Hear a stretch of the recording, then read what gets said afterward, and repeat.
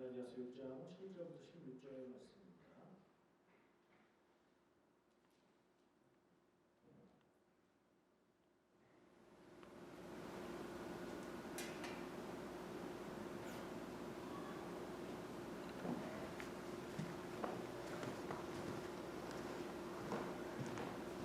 갈라디아서 6장 7절부터 16절까지 말씀을 함께 공독하겠습니다.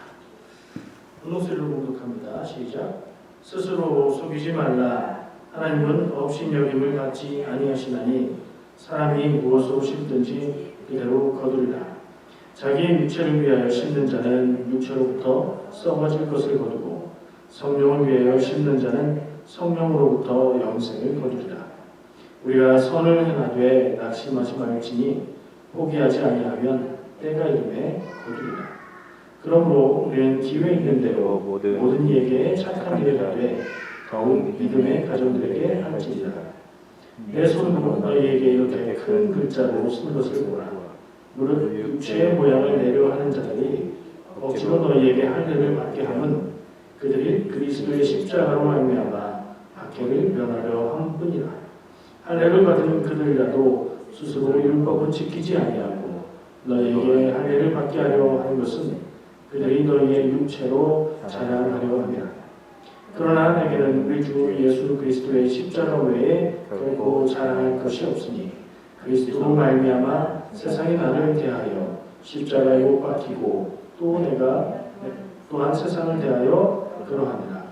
할례나 무할례가 아무것도 아니오되 오직 새로 지으심을 받는 것만이 중요하니라.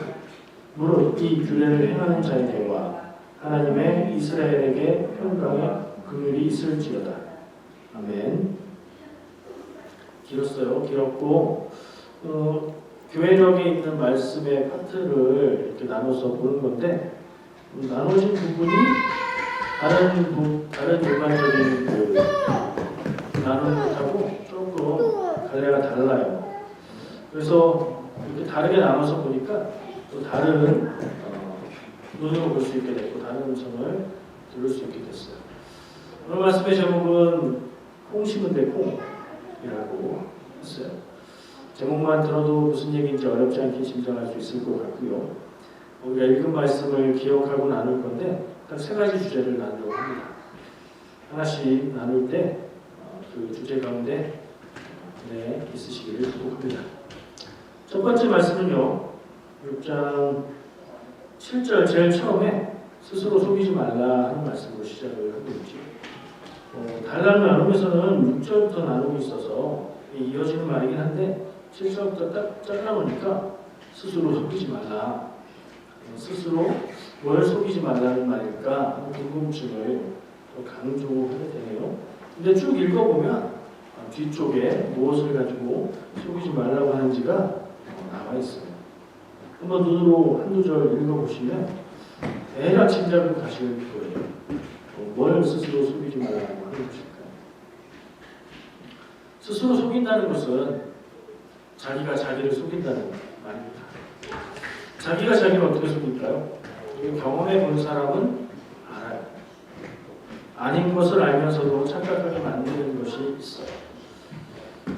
우리가 식사를 해서 배가 안 고픈데 혹은 배가 부른데 내가 좋아하는 음식을 보면 내가 나를 속이고 나는 배가 안 부르다, 배가 고프다 이런 느낌을 갖게 만들 수 있어요. 좀 전까지는 분명히 배가 불렀었는데 내가 좋아하는 음식을 보는 순간 나는 배가 안 불러. 그리고 더 먹을 수 있을 것 같아. 심지어는 배가 안 고픈데도 배가 고픈 느낌이 들고 꼬르륵 하는 소리가 나기도 해요. 우리 두 분은 그런 느낌이 전혀 없는지. 저는 잘 그래요. 배가 안 고픈데도 먹고 싶은 음식을 한 두 번만 생각하면 그런 느낌이 와요. 자기가 자기를 속입니다. 제가 책을 읽은 건 아니지만 그 책의 서평도 읽었고 관심 있게 좀 읽고 싶어하는 책이 하나 있어요. 제목이 이래요. 나는 결심하지만 뇌는 비웃는다. 나는 결심을 해요 뭔가. 근데 나의 뇌가 나의 그 결심을 비웃는다는 제목이네요. 내용을 쭉 그 평을 통해서 보니까 우리가 어떤 중요한 일을 결정하고 결심하고 내 인생을 좀 바꿔봐야 되겠다, 새롭게 해야 되겠다, 또 긍정적으로 해야 되겠다 하는 마음을 먹었을 때 이게 자신감이 되고 실패하는 이유가 있다는 거예요. 내가 마음으로 단단히 마음 먹은 것과는 다르게 나의 뇌가 나를 속인다는 거죠. 그래서 우리는 곧잘 중요한 것, 아주 중요하게 마음 먹은 것에 실패를 하게 되고 그렇게 생각했는데도 이 실패가 자주 반복이 되면 우리는 자포자기하는 마음, 포기하는 마음, 안 되는 거야 이런 마음에 빠지게 되어 있어요. 똑같이 우리는 실수를 반복합니다. 같은 실수를 반복할 때가 많이 있어요. 어떨 때는요, 하지 말아야지 하는 생각을 하면서도 그 행동을 할 때가 있어요. 어떤 때는 이 말을 하면 안 되는데 하는데 입에서 말이 나갈 때가 있어요. 그런 때를 생각해보면 마치 내 마음과 나의 뇌 이게 따로따로 노는 것 같은 느낌이 들어요. 그때 나의 뇌가 나를 속인다는 느낌을 좀 느낄 수 있을 것 같아요. 이거는 심리적인 부분인데 심리적인 부분 말고 우리가 신앙적인 부분을 생각할 수 있습니다. 이건 굉장히 심각한 건데 내 마음을 가만히 생각해보면 내가 이 나의 모습을 스스로 발견하고 내 마음을 가만히 생각해보면 내가 편하기 위해서 내가 마음이 힘들지 않기 위해서 내가 어려운 처지에 처하지 않으려고 나는 괜찮아. 나 정도면 신앙생활 잘하고 있는 거야. 이런 마음이 들게 하는 경우가 있어요. 나 스스로 나를 속이는 것일 수 있어요. 아닐 수도 있죠. 오늘 말씀이 말하는 착각, 내가 속이는 것, 그것은 심고 거두는 것에 대한 얘기로 그 비유로 이야기를 풀고 있어요. 심는 것과 거두는 것은 농사행위죠. 좀 혹시 농사 해봤어요? 토마스에 심고 갔다면서요? 예, 그렇죠. 농사에 법칙이 있어요. 심은 대로 나는 거, 그렇죠? 너무 당연한 거예요. 우리말 속담에 그걸 이렇게 표현하죠. 콩 심은데 콩나고, 파 심은데 팥난다. 말 하나만 하고 너무나 당연한 거예요. 하나님이 세상을 창조하실 때 자연의 법칙으로 세우신 일이에요. 콩을 심었는데 팥이 나는 법이 없고, 쌀을 심었는데 거기에서 밀이 나지 않죠. 심은 대로 거두게 되어 있어요. 성경은 그것을 그래서 심은 대로 거둔다라고 얘기를 하고, 특히 바울은 말씀을 전하면서 편지에서 육체의 일을 심으면 육체의 일을 거두게 되어 있는데 그것은 썩을 것이다. 썩을 것이라는 건 영원하지 않고 그 가치가 궁극적이지 않고 한계가 있다. 그런 말이죠. 성령의 일을 구하면 영생을 얻는다. 이렇게 말하고 있어요. 육의 일을 구하면 거기서 나오는 열매는 아무리 열심히 하고 잘해도 육이고, 성령의 일을 구하면 거기서 거둘 수 있는 열매는 영원에 대한 것, 영원에 대한 것이라는 이야기죠. 이거 많이 들어서 알고 익숙한 얘기입니다. 그런데 오늘 말씀에서 제일 앞부분에서 스스로 속이지 말라고 하는 얘기, 제가 앞에 이런저런 예를 들면서 했던 설명하려고 했던 비슷한 얘기가 어떻게 적용될 수 있냐면, 내가 사실은 육의 일을 심고 있는데 그래도 영의 일을 수확할 수 있다. 이렇게 착각한다는 얘기예요. 그렇게 스스로 착각하고 그렇게 생각하고 그래서 자기가 자기한테 그렇게 속는다는 거죠. 육을 심으면 육이 나오고 영을 심으면 영이 나오는 건데 육을 심고도 영이 나올 것을 기대하고 그럴 거라고 생각한다는 거예요. 어디 이 사람들만 그랬을까요? 우리 안에 그런 마음이 없을까요? 우리의 삶을 한번 돌아볼 필요가 있어요. 그렇죠? 이게 남 얘기가 아니니까. 심은 대로 난다고 하면 간단한 질문이에요. 나는 무엇을 심고 있나? 그 질문을 하면 되죠. 농사 짓는 얘기가 아니에요. 내 인생의 농사를 이야기할 때 나는 무엇을 심고 무엇에 힘을 쏟고 무엇에 마음을 쏟고 무엇에 시간을 들이고 있는가 하는 질문인 거죠. 쉽게 점검할 수 있어요. 내 시간에 많은 시간을 어디에 쓰니까 그게 6의 일인가 0의 일인가 그거 판단하면 되는 거죠. 그러니까 6의 일에 투자를 하고 육적인 결과가 있을 것이라고 예상하는 건 괜찮죠. 근데 육의 일에 투자를 하고 있으면서 아니 나는 영적인 열매를 맺는 영의 일을 하고 있는 거야 라고 생각하면 그건 굉장히 잘못된 거죠. 심각한 것이 오류의 일입니다. 그런 신앙의 오류에 빠지는 경우가 많아요. 그런 사람이 있다고 얘기하지는 않겠습니다. 그러나 어떤 신앙인이라도 그런 경우가 있을 거라고 생각해요.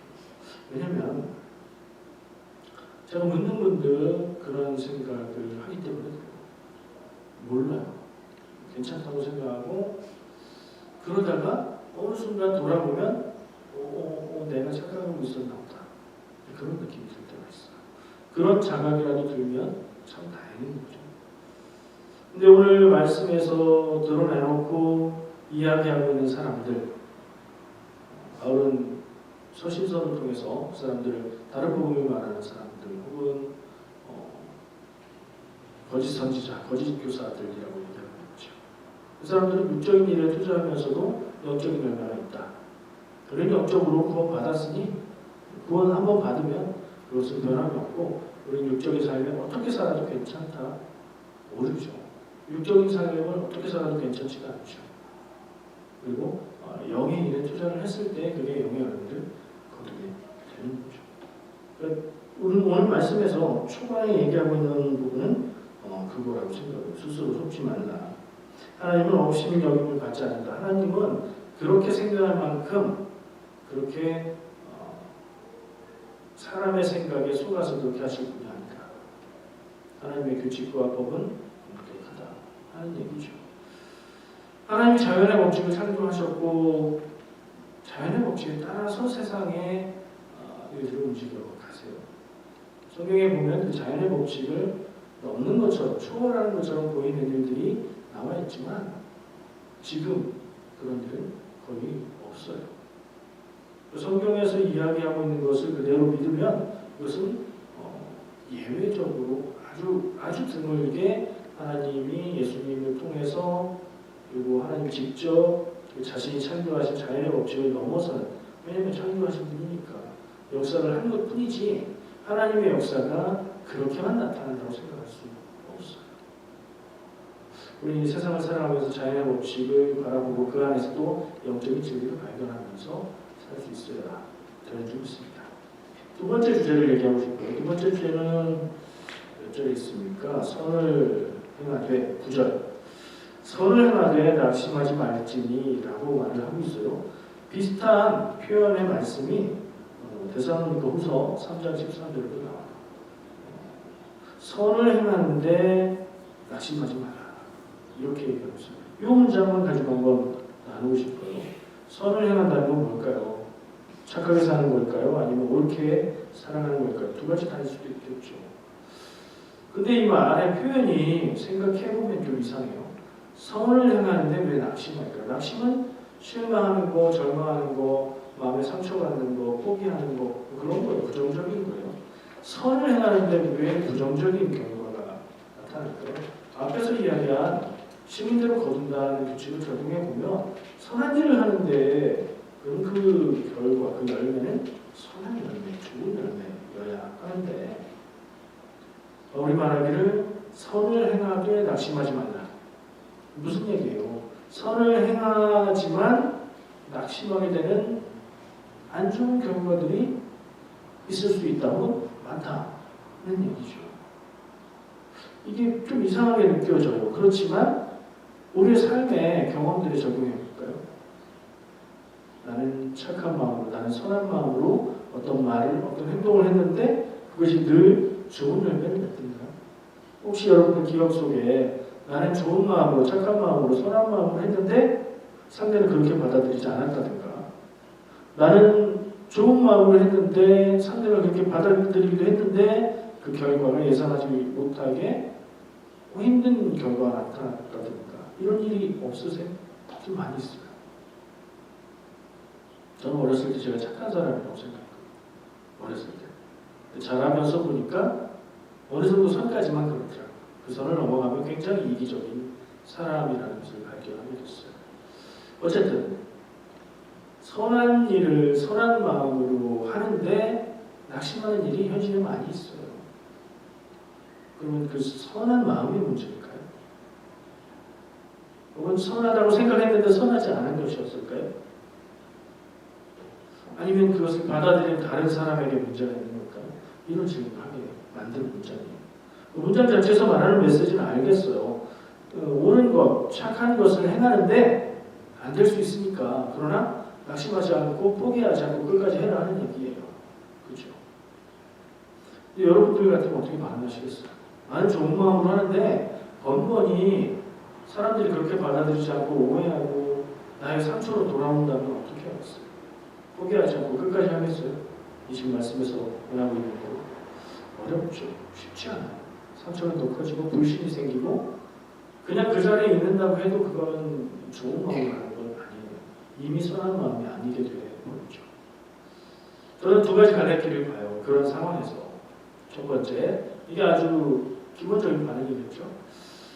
나는 착한 마음, 선한 마음으로 도우려고 했는데 그렇게 받아들이네. 나를 이용하네. 나를 바보로 보네. 이런 마음이, 그런 경험이 자꾸 들면 나이 봐요.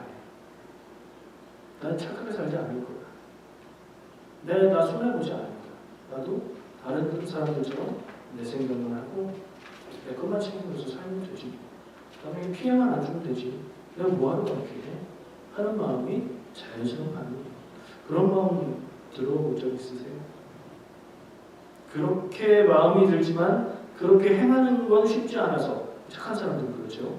머뭇머뭇거릴 때 내 속사정을 가장 잘 아는 사람이 나한테 넌 왜 그렇게 사니? 그렇게 할 필요가 없어. 좀 믿고 좀 챙기고 살아 라고 말해줄 수도 있겠죠. 그리고 보면 얼핏 보면 세상의 눈으로 보면 그 말이 맞는 말인 것 같아요. 근데 또 다른 길이 있어요.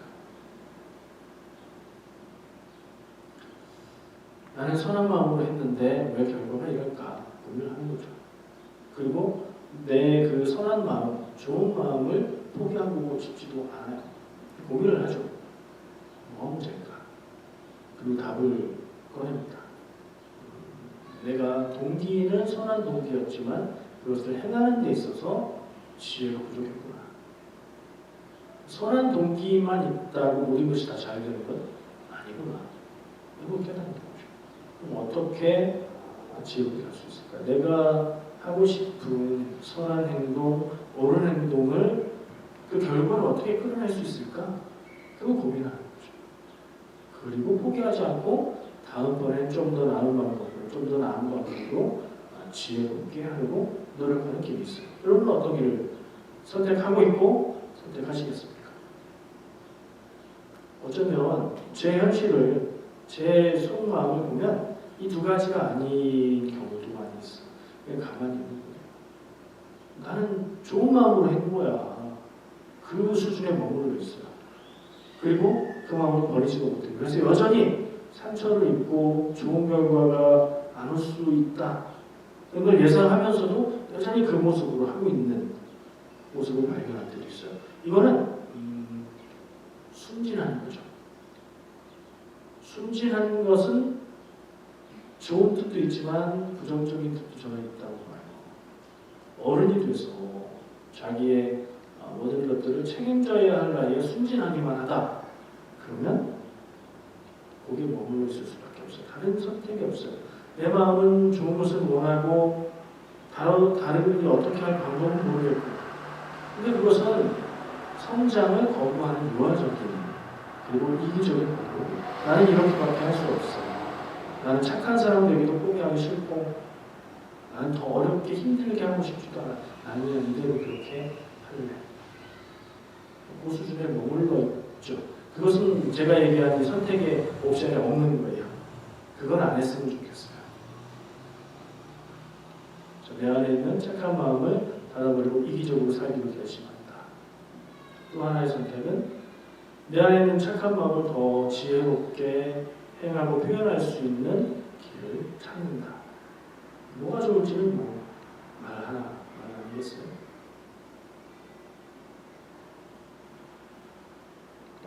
선한 일을 판단하는 기준이 중요하다는 생각이 들었어요. 그러니까 아까 얘기한 순진한 수준, 순진한 상태의 사람은 선한 일의 기준이 내가 보기에 선한 일, 내 마음에 선한 일이에요.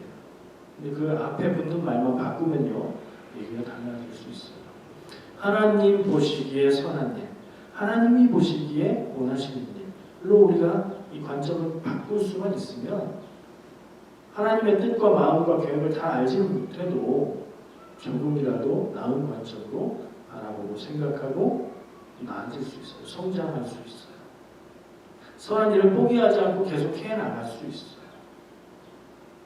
선한 일의 기준은 내 판단이 아닌, 우리의 판단이 아닌 하나님의 기준에 선한 것으로 바꾸는 노력을 한답니다. 완전히 할 수는 없겠지만 내 관점을 많이 바꾸는 힘이 말 한마디에 있을 수 있어요. 하나님 보시기에 요것만 딱 갖다 붙여도 많이 달라질 수 있다고 생각해요.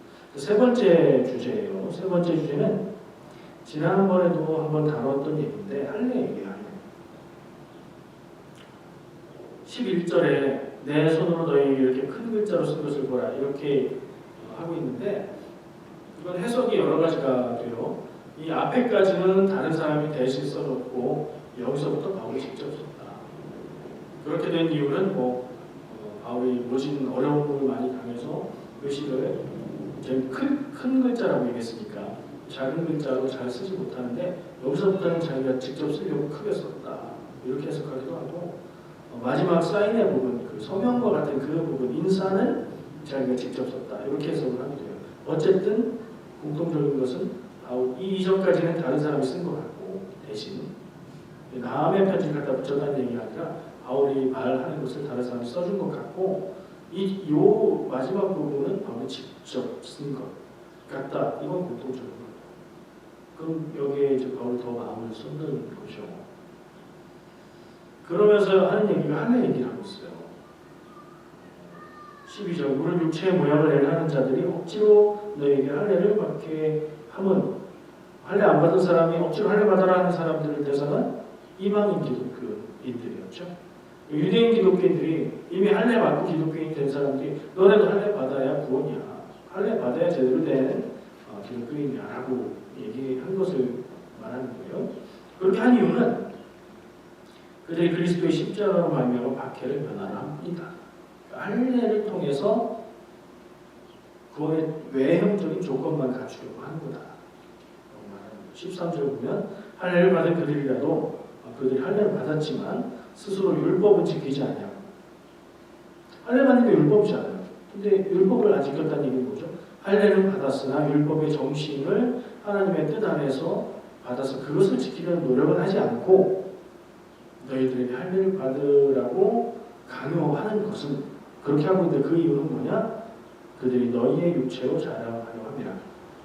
이방인들의 육체가 좋은 것을 자랑한다는 얘기예요. 그 얘기가 아니라 이방인들에게 할례를 받아야 구원을 받는다. 너희 다 할례 받아라 라고 말하는 것은 이미 할례를 받은 자기들이 더 우위에 있다는 자랑을 한다는 얘기죠. 그건 어디 생각이 이어져요. 지난번에 다른 얘기니까 길게 얘기하지 않겠어요. 아직도 유대인이어야 구원받는다라는 생각을 하고 있는 거죠. 근데 오늘 하고 있는 말씀의 핵심을 한번 돌아보죠. 통신대 끝난다. 이것처럼 육적인 것을 심으면 육적인 열매를 맺는 거고 그러나 그 육적인 열매는 영원하지 못하는 것이고 성령의 것을 심으면 우리가 영생을 얻는다. 영의 일에 투자를 해야 영생을 얻는다라는 얘기를 하고 있는 것에 이쪽으로 올 때 이건 우리가 금방 들어가요. 할례는 어디에 받는 거예요? 어디에 들어가요? 몸에 들어가는 거죠. 몸에 남기는 거죠. 육적인 어떤 모양, 어떤 조건이 구원이 된다라고 얘기하는 건 그 말이 안 되는 거예요. 육체의 일인데 영의 일로 연결된다라고 얘기하고 있다는 거죠. 그걸 얘기하고 있어요. 이스라엘 사람들에게는 이게 절대적인 기준이 될 수 있어요. 하나님이 율법으로 명령하셨고 하나님의 백성들에게 하라고 하셨으니까 그러면 이스라엘 백성들에게 주신 명령입니다. 이게 이방인들에게 복음이 전해지고 교회가 확장되기 시작하면 그것은 문화, 이스라엘 사람들에게 한정된 것으로 남기고 하나님의 율법을 제정하신 그 정신과 의미를 우리가 더 우선 생각을 해야 되는 때가 된 거예요. 할례는 얘기했었죠. 우리가 알고 있는 포경수술하고 같아요. 근데 그 목적이 다른 것일 뿐이죠. 이스라엘 백성이 하나님의 백성이라고 몸에다가 새기는 거예요. 이게 육적인 증거예요. 근데 육적인 증거로 구원의 증거가 된다라고 말하는 것은 말이 안 되는 거죠. 여기서 이것을 좀 더 확장해서 우리 시대에 적용해 볼 수 있어요. 이 시대는 할례를 하라고 얘기하지도 않고요. 종교적인 이유로. 그렇죠. 근데 이 의미를 확장해서 생각해 볼 수 있어요. 저는 외모지상주의, 겉모습을 보는 것, 겉모습을 중요하게 보는 그것에 집중을 해야 되고 싶어요. 한국은 이미 오래됐어요. 너무 보이는 것에 보이는 것만 중요하게 생각해요. 외모지상주의라고 얘기하는데 한국에서는 그냥 당연한 기준이에요. 이미 오래된 용어인데 몸짱, 얼짱 그런 말 있죠. 반대말은 뭐 꽝이죠. 꽝. 얼꽝, 얼굴이 꽝이래. 몸꽝, 몸이 꽝이래. 이미 오래된 말인데 그런 말을 쓸 만큼 사람은 외모로 판단하고 있다는 거예요. 취업하는 데 있어서도 성형수술을 먼저 하는 게 한국 사회의 현실입니다. 사람뿐 아니라 건물을 지어도 겉모습을 좋게 보이게, 물건을 팔아도 포장을 우선 좋게, 그렇게 하는 게 한국의 문화예요. 나와서 보니까 그게 좀 극성맞게 느껴져요. 처음에는 캐나다에 처음 왔었을 때는 그 한국의 상황에 익숙해 있어서 이미 10년 이상 지난 일이지만 그 안에 있어서 그 기준으로 캐나다를 바라봤을 때 사람 사는 집들이 전부 다 창고 같았고요. 건물들이 다 한국에 사진 같았어요. 그렇게 칙칙한가? 근데 여기서 살면서 적응이 되다 보니까 마치 음식의 간을 점점 약하게 해서 입맛이 변하는 것처럼 눈이 변했더라고요. 한국에 가서 보니까 너무 화려해서 촌스러워요. 눈이 변한 거죠. 그걸 뭐 맞다 뭐 어떻다 이렇게 할 수는 없지만 다른 거예요. 그러니까 자극이 점점 강해지면 그 안에서는 더 강한 자극이 나와야 되니까 빌딩의 간판들이 너무 복잡하게 붙어있고 너무 화려하고 너무 예쁘게 만들어서 촌스럽다는 느낌이 들더라고요. 제 눈이 변했겠죠. 근데 부인할 수 없는 것은 정말 외모지상주의다. 겉모습만 중요하게 본다. 그런 생각을 지을 수가 없어요. 한국만 그런가? 아니더라고요. 며칠 전에 인터넷 영상을 봤는데 좀 충격적이었어요.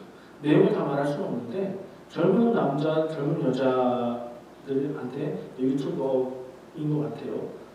막 보여주면서 자기는 키도 작고 몸도 건장하지 않아서 그래도 나름대로 잘 보이려고 옷을 스타일을 신경을 쓴다. 나 어떠냐? 이러면 괜찮은 것 같아. 이러면 그 친구 같은데 같은 그 같이 한 사람인 것 같은데 키도 크고 외모도 잘생기고 몸도 막 뻥뻥. 제가 알기로는 여성들이 우퉁불퉁 근육남을 그리 좋아하지 않는다고 들었거든요. 이게 옛날 얘기인지 잘못된 정보인지 그 사람은 딱 옷을 우통을 까니까 여자들이 막 달려들어서 붙어요. 그리고 그 이상의 행동들을 막 해요. 백인들이. 아, 이런가? 하는 생각이 들었어요. 그건 조금 이제 극단적인 모습이었겠지만 매체의 영향이 큰 것 같아요. 당장 뉴스를 접하는 매체가 옛날에는 활자였죠. 글로, 책으로, 신문으로. 지금은 책 안 읽고 신문 안 읽죠. 다 스마트폰으로, 화면으로, 영상으로 보죠. 눈에 보이는 그 매체의 영향을 받아서 자극이 점점 높아지고 보기에 좋은 것을 더 추구하고 더 자극적인 것을 만들고 그런 경향이 있는 것 같아요. 저는 눈에 보이는 것을 다 무시하자라고 말하지 않습니다. 눈에 보이는 것 중요해요. 그거 중요한 것은 알아요. 그러나 그것만을 추구하는 건 잘못된 것이고 병적인 것이고 특별히 하나님의 기준에 맞지 않는 모습이에요. 그럼 어떻게 해요? 사람의 감각기관 중에 가장 많은 정보를 받아들이고 가장 예민한 부분이 시각인 거예요. 사람은 어쩔 수 없어요. 성경에 보면 사무엘이 사울의 뒤를 이어서 다윗을 왕으로 세워야 되는데 이새의 집에 가서 다윗이 없는 상태에서 형제들을 쭉 보고 야 왕감이야 왕감이야 키 크고 잘생겼고 아주 전쟁에서 잘 싸울 수 있는 것 같은 그런 사람들 보면서 다 이렇게 놀라죠. 그리고 이 사람인가 이렇게 생각하죠. 그때 하나님 말씀하시잖아요. 나는 외모를 보지 않고 중심을 본다. 하나님은 뭘 보시는 하나님이에요? 겉으로 보이는 모습이 아닌 중심을 보시는 하나님. 하나님의 사람이었던 사무엘조차도 외모를 보죠. 맞죠? 보이는 게 먼저니까. 보이는 것으로 우리는 많은 판단을 하거든요. 사람은 어쩔 수 없기는 한데 적어도 기독교인이라면 하나님을 믿고 예수님을 믿는 사람이라면 중심을 보는 하나님의 기준을 잊지 않으려고 노력을 할 필요는 있죠. 적어도 사람을 만날 때 여자는 예쁘면 착한 거고 남자는 잘생기면 그게 착한 거다 이렇게 말하는 건 농담으로라도 좀 아닌 거죠. 근데 이미 그게 농담이 아닌 일반적인 가치가 되어 있는 세상 같아요. 중심을 보시는 하나님, 하나님만 중심을 보시는 것이 아니라 우리는 겉모습만 보는 거 아닙니다. 사람만 그렇게 보나요?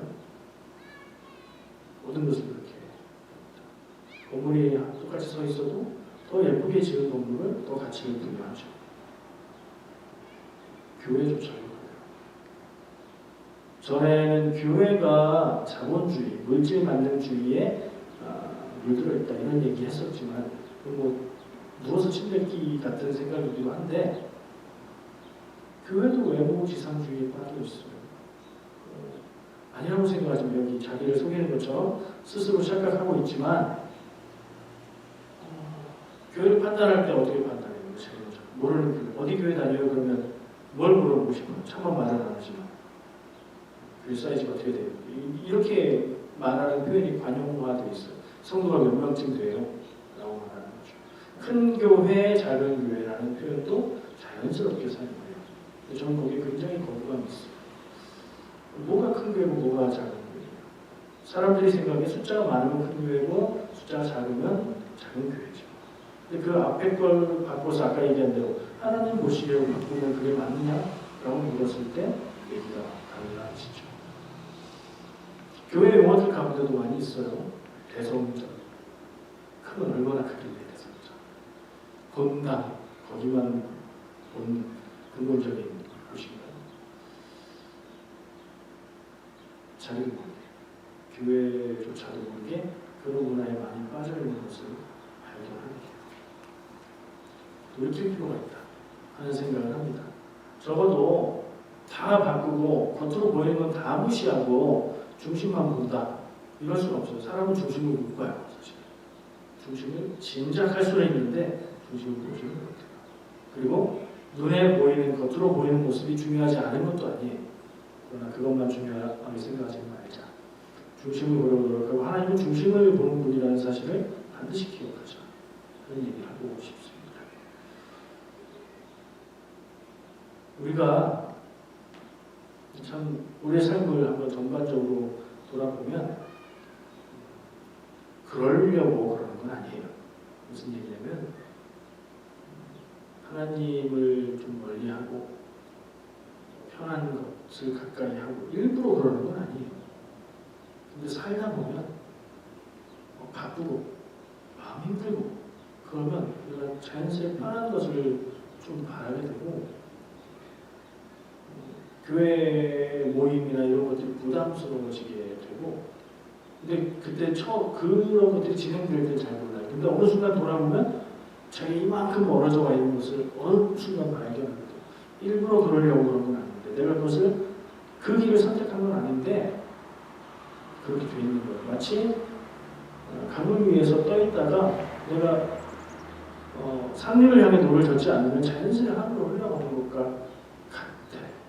그냥 가만히 있으면 그냥 사는 데 치여서 살다 보면 바쁜 것에 치여서 하나님의 일, 하나님의 사명, 내가 신앙인으로서 사는 삶 이런 것들 이런 생각이 없는 건 아닌데 이건 뒤로 놔두고 바쁜 것부터 해야 되고 급한 것부터 해야 되고 그러다 보면 나도 모르게 그렇게 되어 있는 모습을 발견하고 깜짝 놀라요.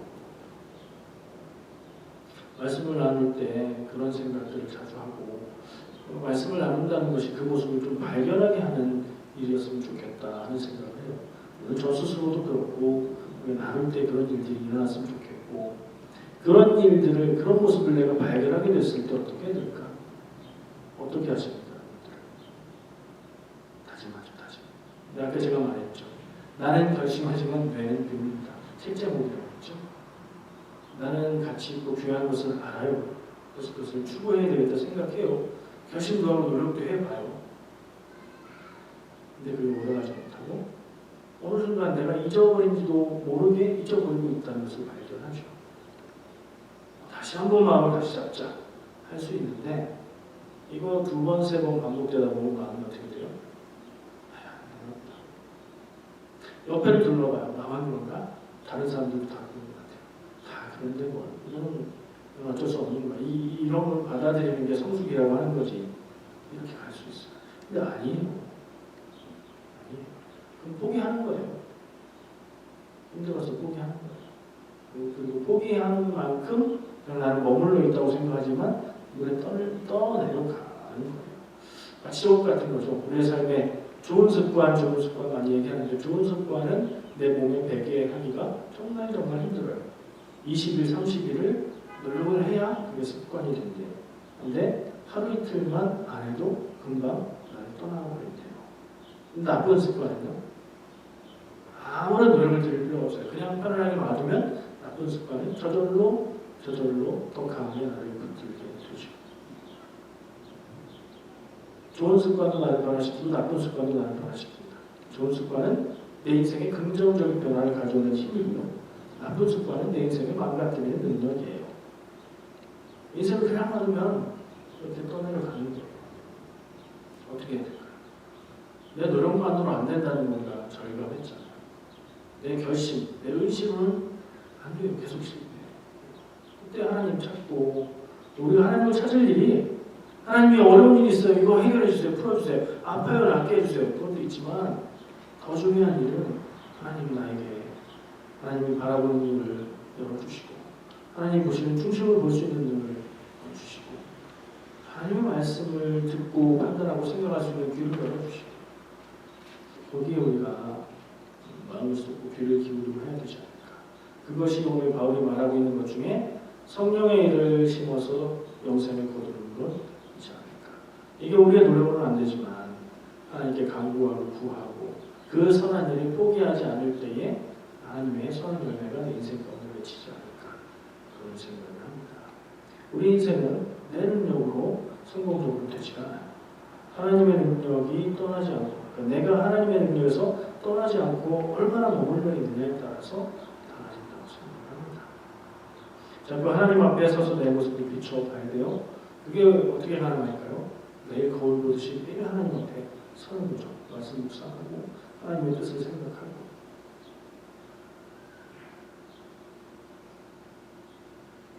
거울을 봐야 내 외모가 지금 보자는 거울은 하나님의 말씀 앞에 서는 내 영적인 외모일까요? 거울을 봐야 발견하게 될 수 있고 어떻게 해야 될지 생각할 수 있지. 우리가 다 좀 그렇게 더욱더 그렇게 됐으면 좋겠어요. 저도 이 싸움 가운데 막 포기하고 싶고 절망을 느낄 때도 있어요. 근데 제가 다른 건 다 별론데 한 가지 못하는 것이 포기하는 걸 잘 못해요. 웬만하면 포기해도 괜찮을 것 같은 것도 포기가 잘 안 돼요. 그래서 그나마 제가 생각할 때 괜찮지 않은가 그런 생각도 하는데 여러분 선한 일을 행하는데 포기함이 없어야 되겠습니다. 하나님을 아는데 포기함이 없어야 되겠습니다. 우리의 삶을 영의 일에 투자하는데 포기가 없어야 되겠습니다. 좀 환경의 문제가 아니라 내 마음의 문제라고 생각을 합니다. 하나님께 맡기는 것 힘든 일은 내가 하는 게 아니라 사실 결과는 하나님 주시는 건데 나는 맡기고 순종하는 것 그것을 얼마나 하냐에 달려있지 않나 그런 생각을 하게 됩니다. 하나님의 뜻을 늘 구하시고 하나님의 뜻 구해졌을 때 답을 알았을 때 순종하시는 삶이 되시기를 축복합니다. 기도하겠습니다. 하나님 주님 감사합니다. 오늘 주신 말씀 주시면서 마음에 심고 생각날 때 기도하고 생각날 때 돌이키고 생각날 때 내 삶을 바라보며 새로워질 수 있는 우리가 되게 인도하여 주시옵소서. 내 삶을 그냥 떠내려가지 않게 하시고 다들 그렇게 사는데 뭘 이런 생각이 아닌 왜 원하시고 인도하시는 그 길로 발걸음을 옮겨갈 수 있는 우리 인생 다 되게 하여 주시옵소서. 예수님의 이름으로 기도합니다. 아멘.